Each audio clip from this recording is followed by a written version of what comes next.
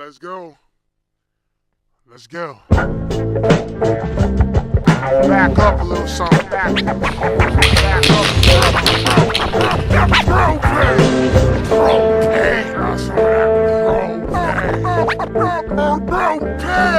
go. Let's go. All right, welcome back. In this section, we're going to be taking a good look at, well, what we think of graffiti when we do spraying. We're going to be looking at a whole bunch of different elements pertaining to spraying. We're going to be taking a look at cans, we're going to be taking a look at caps, can control, use of colors, all those things. This is what people think of when they think of graffiti, and this is what we're going to be getting into. So let's start it up. All right, we're going to take a look at spraying now. This is the kind of the heart of graffiti. This is what people think of when they think of graffiti is, you know, the whole spray can stuff. So let's take a look at our materials. First of all, you got your spray cans. Different kinds of spray paint. Krylon, not too bad. You can get this at your local Home Depot or Canadian Tire or whatever. It's pretty good, but it's a little bit watery and doesn't cover as well. If you can go to an art store and get Montanas and Montana Hardcores, those are a really good spray paint. They're really rich and cover really well. Something else that you might want to watch out for is in some of the spray cans, what manufacturers have done to try and stop illegal graffiti, which I'm not cool with, is they've changed the nozzles. And if you notice, if you take the cap off of this one, it's got a little part that sticks up. That makes it impossible to put little caps on, specialty caps, which do larger or smaller, finer sprays onto these. So you don't really have a great cap for spray painting. Other ones still have the kind of like the little hole in it that the caps fit into. And so if you get these ones, you can maybe go to an art store or graffiti store and get the right kind of caps that will allow you to kind of switch up your style as you're spray painting. Something else that some people do, some people don't, is they use latex gloves. It's really good because it keeps the paint off your hands, and you're not trying to explain to everybody why you have paint all over your hands all the time. They're cool, they're not cool, it's whatever your style is. But the most important thing is your mask. A lot of graffiti artists sometimes will spray without masks. That's silly. You know why? You're spraying paint into the air, and it's inevitable that you're going to breathe it in. This is brutal for your lungs, and you want to live a long and awesome life. So I've invested in a really good vapor mask. It's excellent. It helps you breathe well, and I have no problems doing graffiti with this. And you see more and more graffiti artists, you know, investing in good masks. So those are a bit of the materials, and now let's get to can control. So feeling this, yes, so good, then I'ma make more ego.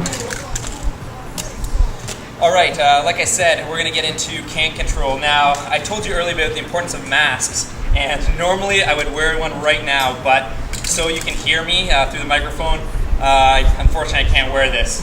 So I'll just hang this up right here, and we'll go on from there. All right, we're going to be taking a look at can control. This is really important. This is the how far do you lean in towards your canvas, how far back do you lean, how long do you spray, how much. This is all really important, and I'll explain why. First of all, you want to be a good distance, right? Because you just kind of want to get a spray on. You don't want to lather it on. If you do, what you're going to do is you're going to get a lot of dripping going on. Also, you want this to dry in a good amount of time. But the thicker the paint, the more wet it is, the longer it's going to take to dry. You'll be waiting around for your piece forever. So you want to be like a good maybe 8 inches, maybe a foot away, and you want to just kind of spray lightly. Also, you want to just cover across, go back across, go back across. Now, when you go across and across, don't start on your canvas, kind of start off and then drag it across. Let me show you. So you're going to start like this.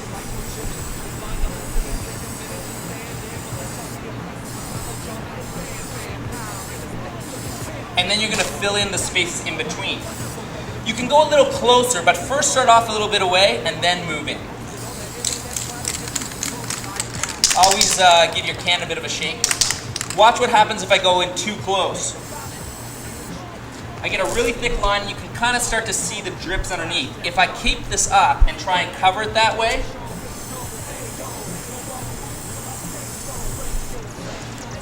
I don't know if you can tell, but I'm really starting to get a lot of drips. This is going to drip and it will take forever to dry. That's not what you're looking for. You want to do many sprays, let them dry, then go over the next coat and the next coat. And then you want to try and mix up some color. So let's take a look at that for a second.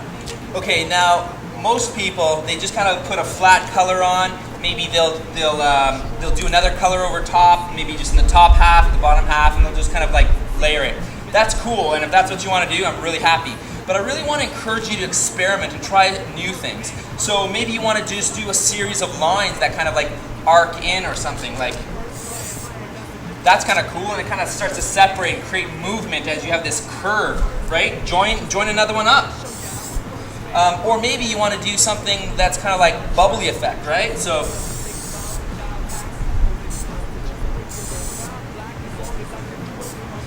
the whole point is that whatever you do, you can really start to switch it up and get a flavor all your own by doing creative things.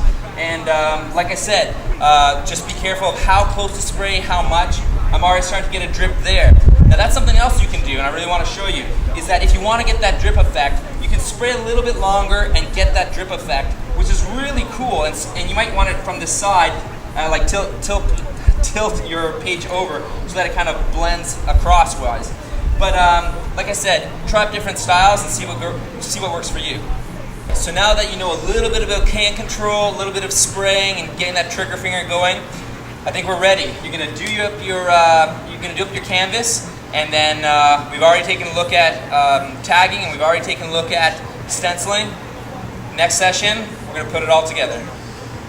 This caseload, ayo. Nobody move till I say so. Gold Range Rover at the end of every rainbow, ayo.